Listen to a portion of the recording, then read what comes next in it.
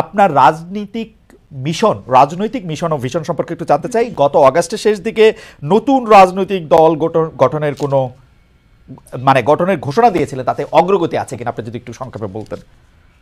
দেখুন, আমার রাজনৈতিক দর্শনটা ভিন্ন। সেটা হচ্ছে যে রাজনীতির দুইটা দিক রাষ্ট্রবিজ্ঞানের, আপনি ভালো জানেন। একটা হচ্ছে থিওরিক্যাল পলিটিক্স আর একটা হচ্ছে অ্যাপ্লাইড পলিটিক্স। তা আমি অ্যাপ্লাইড পলিটিক্সটা করি না, হরতাল মিছিল মিটিং ভোটাভুটি এগুলোকে আমি সমর্থন করি না, বাট থিওরিক্যাল পলিটিক্স এটা আমি খুব চর্চা করি। এবং থিওরিক্যাল পলিটিক্সটা হচ্ছে রাষ্ট্রবিজ্ঞানের অবজারভেশনাল সায়েন্স, পর্যবেক্ষণমূলক বিজ্ঞান। আমি বাংলাদেশ নিয়ে আমার যে চিন্তা চেতনা এবং বাংলাদেশের ভবিষ্যৎ নিয়ে, এটা 8ই আগস্ট আমি সংবাদ সম্মেলন করে বলেছি, সেটা আপনি দেখবেন, জনগণও দেখবে বলে আশা করি। আমি আমার বক্তব্যে বারবার বলে এসেছি, বাংলাদেশে এখন যারা রাজনীতির দায়িত্ব নিয়েছে, রাষ্ট্র পরিচালনা, রাষ্ট্র মেরামতের, তাদের হাতে বাংলাদেশের রাজনীতির ভবিষ্যৎ মোটেও নাই। এটা চলে গেছে আটলান্টিকের ওপারে। আমি সবসময় আমার বক্তব্যে ভারত বিরোধিতা করে এসেছি। আমি ভারতের আধিপত্য এক মুহূর্তের জন্য বাংলাদেশে মানতে পারি না। আমি বলেছি ভারতীয় হিন্দুত্ববাদ আর আধিপত্যবাদ থেকে বাংলাদেশ মুক্ত হয়েছে, কিন্তু মার্কিন আগ্রাসন ধেয়ে আসছে। এখন যদি এখানে আমি মনে করি যে পশ্চিমা দুনিয়ার 3টা এজেন্ডা, একটা হচ্ছে বর্তমান সরকারকে বসানো। বর্তমান সরকার যে গঠন করা হয়েছে এটা তো কোনো বিপ্লবী সরকার হয়নি। আমি তো চেয়েছিলাম প্রত্যেক মূলধারা রাজনৈতিক দল থেকে ঘাঘু রাজনীতিবিদ যারা তৃণমূল থেকে রাজনীতি করে এসেছে তাদেরকে নিয়ে একটা ইন্টারিয়াম গভর্নমেন্ট হবে, তা তো হলো না। বরং আমি মনে করি এটা পশ্চিমা দুনিয়ার, একটু বলি বরং পশ্চিমা দুনিয়ার যে প্রেসক্রিপশন ছিল ওই অনুযায়ী বর্তমান সরকারটা গঠন করা হয়েছে, যে কারণে এরা দেশের কোনো সংস্কারও করতে পারবে না, মেরামতও করতে পারবে না, যা আমরা ইতিমধ্যে এতদিন দেখেছি।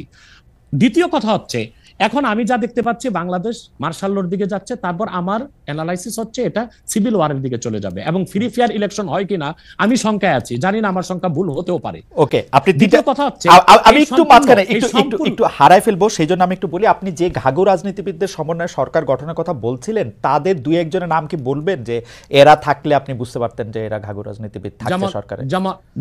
যেমন মনে করেন বিএনপি থেকে 2-1 জন নেওয়া যেতে পারতো, জামাত ইসলামের ডক্টর শফিক সহ আরো কিছু অভিজ্ঞ কিছু নেতা নেওয়া যেতে পারতো, এবং আরো যেমন ছাত্র সমন্বয়কদের থেকে যারা যেমন তাদেরকে যারা বুদ্ধিভিত্তিক নেতৃত্ব দিয়েছে তাদের রাখা যেতে পারতো। অর্থাৎ বাংলাদেশের যে রাজনীতি করবে তারা বাংলাদেশের ইতিহাস ঐতিহ্য এই জাতির নৃতত্ব সম্পর্কে জানা থাকতে হবে, নতুবা এই জাতিকে কেউ শাসন করতে পারবে না। যারা এখন শাসন করতেছেন তাদেরকে আপনি এর যোগ্য মনে করেন না, এবং আপনি মনে করেন একটা সিভিল ওয়ারের দিকে, একটা মার্শাল লর দিকে? তাদেরকে আমি অযোগ্য বলছি না, কিন্তু রাজনীতির ময়দানে তারা খুব যোগ্য নয়। তারা যদি খুবই যোগ্য হতো তাহলে দেশ কি এই অবস্থায় যায়? এখন লুটপাট ধর্ষণ যেভাবে বেড়েছে, এখন এটা তো স্বাভাবিকই মনে হচ্ছে যে দেশ কোনো ভালো গন্তব্যে যাচ্ছে না। এখন আমার কথাটা শুনুন, আমি আগ থেকেই বলে এসেছি, এই সবগুলো বিপদ হুমকিকে ওভারকাম করা যেত, এবং মার্কিন আগ্রাসনকে ঠেকিয়ে আমরা একটা সুন্দর বাংলাদেশ ফেয়ার এবং ফ্রি ইলেকশনের মাধ্যমে করতে পারতাম। এটার দায়িত্ব যদি ইসলামপন্থীগণ নিতেন। এখন ইসলামপন্থী কারা? শুধু জামাত ইসলামীকে তো দিলে হবে না। এই দেশে 3 থেকে 3.5 লক্ষ মসজিদের ইমাম হচ্ছে হেফাজতের লোক, তারা হচ্ছে মসজিদগুলোকে কন্ট্রোল করে, এবং প্রত্যেকটা সমাজ কিন্তু এখনো মসজিদ কর্তৃকই নিয়ন্ত্রিত। ইমাম সাহেবের কথাটাই সমাজের লোক শুনে। তো বোঝা যাচ্ছে বাংলাদেশের রাজনীতিতে মূল শক্তি হিসেবে আসতে পারে হেফাজত ইসলাম বাংলাদেশ, তাদেরকে নিতে হবে।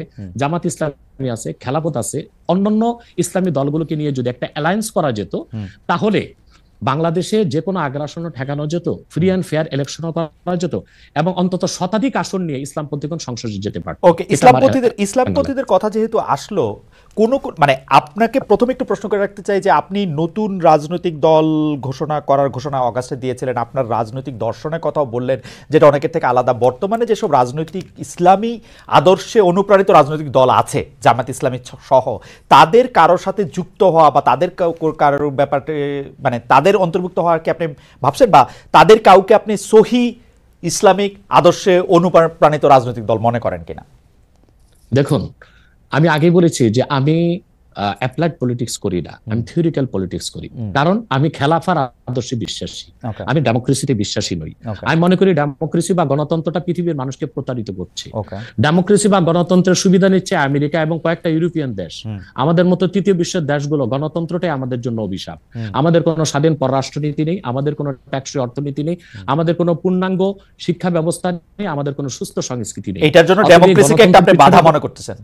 এই যে নাই, যে অভিশাপ মনে করি, অভিশাপ মনে করি। তাহলে তো এই জন্য এখন যারা বাংলাদেশে রাজনীতি করছে ইসলামী রাজনীতির ব্যানারে, তা তো ডেমোক্রেসি করছে, অথবা আমি তাদের সাথে যুক্ত হওয়ার প্রশ্নই আসে না। তবে তারা যেন সুবিধাজনক ভাবে সংসদে যেতে পারে, বিরাট সংখ্যক একটি প্রতিনিধি দল নেই, সেটা আমি চাই।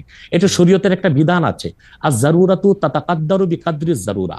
ডেমোক্রেসিকে আমি পছন্দ করি না, কিন্তু বিশেষ মুহূর্তে বড় বিপদকে ঠেকাতে মাঝে মধ্যে হারাম জিনিসটাকে কিছু সময়ের জন্য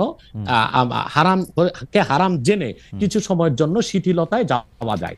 সেজন্য আমি মনে প্রাণে চাই, আমি খেলাফায় বিশ্বাসী হলেও এদেশে যারা ইসলামী রাজনীতির ব্যানারে আন্দোলন করছে সর্বোচ্চ সংখ্যক আসন নিয়ে তারা সংসদে যান। কিন্তু তাদের মধ্যে তো অনেকগুলি ফ্র্যাকশন আছে, একজন আরেকজনের ঠিক বিশ্বাস করে না।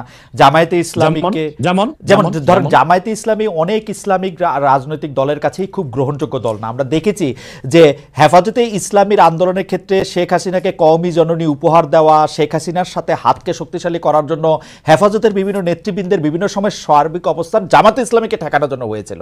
আপনি নিশ্চয়ই খেয়াল করেছেন।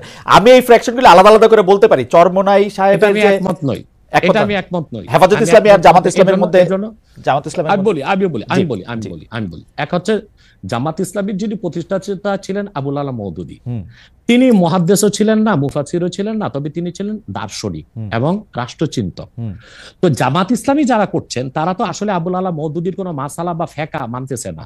এবং জামাত ইসলামী তো অসংখ্য লোক আমি দেখেছি দক্ষিণ চট্টগ্রামে, তারা আমাদের মতো কট্টর সুন্নি, অর্থাৎ তারা মিলাদ কিয়াম করতেছে, তারা পিরি মুরিদি মানতেছে, কিন্তু রাজনৈতিকভাবে তারা জামাত ইসলামী করতেছে। তার মানে হচ্ছে 1922 সালে জিএনএ গ্র্যান্ড ন্যাশনাল অ্যাসেম্বলির মাধ্যমে কামাল পাশা আতাতুর্ক তুরস্কের মধ্যে ইসলামী শাসন ব্যবস্থার জন্য আর না হয় সেই ব্যবস্থা করেছিল। তারপরে প্যান ইসলামিজম নিয়ে আসলো জামালউদ্দিন আফগানি। পরবর্তীতে 1942 সালে আবুল আলা মওদুদী চিন্তা করলেন যে এই সংকটকালীন মুহূর্তে ইসলামী রাষ্ট্র প্রতিষ্ঠার জন্য গণতন্ত্রটাকে বেছে নেওয়া যেতে পারে। এটাই ছিল তার রাষ্ট্রের চিন্তা, আর সেটাই জামাত ইসলামের লোকজন অনুসরণ করছে। কিন্তু জামাত ইসলামের লোকজনগুলো কিন্তু আবুল আলা মওদুদীকে ইমাম হিসেবেও মানে না, কিংবা তার মাসালাও নিচ্ছে না, শুধু রাষ্ট্র। কিন্তু ডক্টর আব্বাসী এই কথাটা আপনি বলতেছেন, আমি তো জামায়াতের কোন নেতার মুখে এরকম শুনি নাই। আমি বলছি এখন ইসলামী একটি রাষ্ট্র প্রতিষ্ঠার জন্য তারা আবুল আলা মওদুদীর রাষ্ট্র চিন্তাটা নিয়েছে।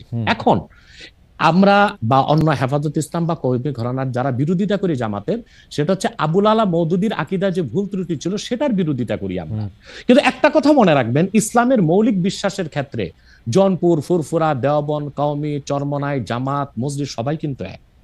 ওকে, আপনি দেখেন, আপনি দেখেন, আমি বলি যেমন 13 সালের 5ই মে শাপলা চত্বর আমি উপস্থিত হয়েছিলাম কয়েক লক্ষ লোক নিয়ে। আমি তো জৌনপুরের এবং আমাকে সুন্নি বলেই জানে, কারণ হেফাজত ইসলামের 13 দফা দাবি আমাদের সকল মুসলমানের দাবি ছিল। এবং সেখানে সারা বাংলাদেশ থেকে 13 সালের 5ই মে জামাত ইসলামী ও শিবিরের লোকজন 200 বাস নিয়ে উপস্থিত হয়েছিল, কারণ ওই 13 দফা দাবির পক্ষে তারাও ছিল।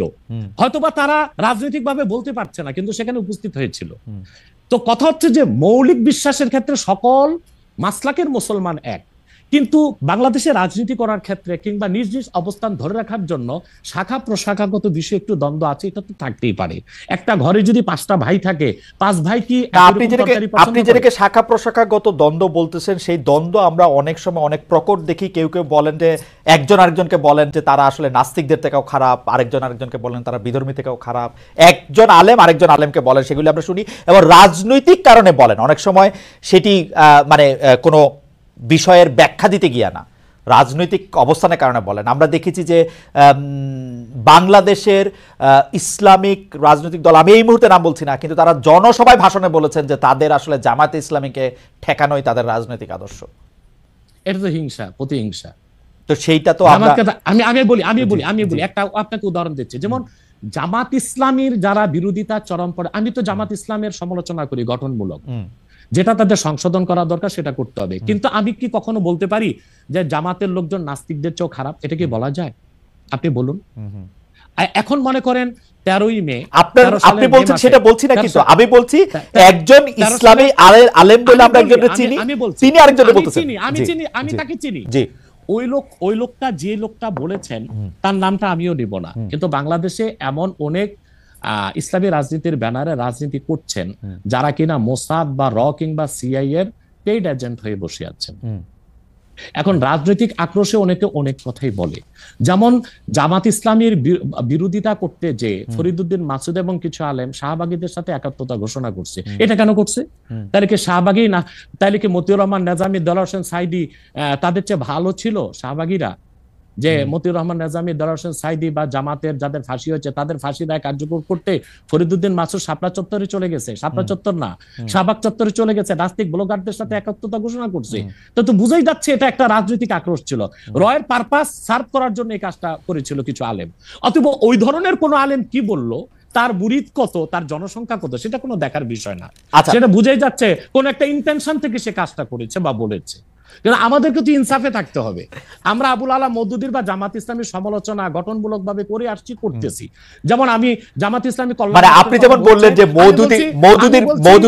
মওদুদী সাহেবের ফিলোসফিটা জামাতে ইসলামী আসলে সেইভাবে নিতেছে না, কিন্তু আমি কিন্তু ডক্টর আব্বাস, আমি কিন্তু এই কথা জামাত ইসলামের কোন শীর্ষ নেতৃত্বের কাছে শুনি নাই। সত্যি কথা বলবে না, হ্যাঁ বলবে না কেন? বলবে না কেন? তারা যদি এটা না নেয় তাহলে এটা বলবে না কেন?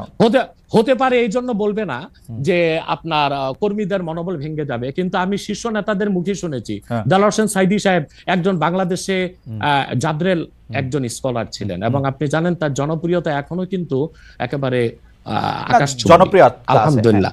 সেটা বলি, সাইদি সাহেব ব্যক্তিগত জীবনে আবুল আলা মওদুদীর কোনো মাসালা মেনেছিলেন?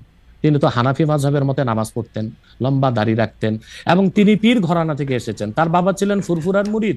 ডক্টর আব্বাস, আমি একটা প্রশ্ন সরাসরি করি। ডক্টর আব্বাস, আমি একটা প্রশ্ন সরাসরি করি। আপনি সোজা সাপটা কথা বলেন, আপনাকে সরাসরি কথা বলি। এই মওদুদীর আদর্শটা জামাত সরাসরি অস্বীকার করা না পর্যন্ত আমি মওদুদী সাহেবের জায়গায় রাখতে চাই, কিন্তু মওদুদী সাহেবের আদর্শটা তারা সরাসরিভাবে ধারণ করার কথা বলে যে একটা ইসলামিক রাজনৈতিক প্ল্যাটফর্ম তৈরি করেছে, আপনি কি সেটাতে যাইতেন? সেইটা আপনি আমল করেন আর না করেন? তাহলে দুইটা কারণে যেতাম। তো জনাব সাইদি যে গিয়েছিলেন সেটাকে আপনি সঠিক মনে করেন? না, সাইদি সাহেব কেন গিয়েছিলেন সেটা তার, আপনি বলতেছিলেন যে তিনি আমলটা করেন নাই, কিন্তু আদর্শের এই ঘরানায় কি আপনি আসতেন? দেখুন, সাইদি সাহেবের একটা বক্তব্য আমি শুনেছি। তিনি একটা সাক্ষাৎকারে বলেছিলেন যে তিনি দেখেছেন ইসলামী রাষ্ট্র প্রতিষ্ঠা করার জন্য যে জনবল দরকার, যে কাজকর্ম দরকার, উনি সেটা জামাতের মধ্যে পেয়েছিলেন। সেজন্য তিনি জামাতের রাজনীতিতে ছিলেন। কিন্তু ব্যক্তিগত জীবনে তিনি তো হানাফি মাযহাব মেনেছেন, আহলুস সুন্নাহ ওয়াল জামাতের আকীদা বিশ্বাসী লালন করতেন অধিকাংশ ক্ষেত্রে, এবং তিনি পীর ঘরানার ছিলেন এবং পীর মাশায়েখদেরকে যথেষ্ট শ্রদ্ধা করতেন। আমি আগেই বলেছি যে বাংলাদেশে জামাত ইসলামী আকীদাগত দিক দিয়ে আবুল আলা মওদুদীর আকীদা সবাই গ্রহণ করে নাই। দক্ষিণ চট্টগ্রামে যারা জামাতের নেতা আমির, তারা আমাদের সাথে দক্ষিণ চট্টগ্রামে, আচ্ছা এই ব্যাপারে আপনার বক্তব্য পরিষ্কার। আমি এই ব্যাপারে আবার উত্তরবঙ্গে যারা জামাতের নেতা তারা লামাযহাবী, তারা মাযহাবী মানেন না। সেজন্য আমি বলেছি আবুল আলা মওদুদী তিনি কোনো ইমাম ছিলেন না, তিনি ছিলেন রাষ্ট্রচিন্তক, দার্শনিক। তো তিনি একটা ইসলামী একটি শরিয়া রাষ্ট্র কায়েমের জন্য তিনি যে রাজনৈতিক দর্শন দিয়েছিলেন সেটা জামাত নিয়েছে। কিন্তু আবুল আলা মওদুদীর আকীদায় যথেষ্ট ত্রুটি ছিল, সেটা আগেও বলেছি, এখনো বলছি। এবং জামাত ইসলামী যেহেতু ডেমোক্রেসির চর্চা করে, তাদের সাথে আমার যাওয়ার প্রশ্নই আসে না। তবে আমি আবারও বলছি, চরমনাই হোক, জামাত হোক, মজলিস হোক, তারা সবাই মিলে অ্যালায়েন্স করে সংসদে একটা বিরাট সংখ্যক প্রতিনিধিত্ব দল নিয়ে থাকুক, এটা আমি চাই।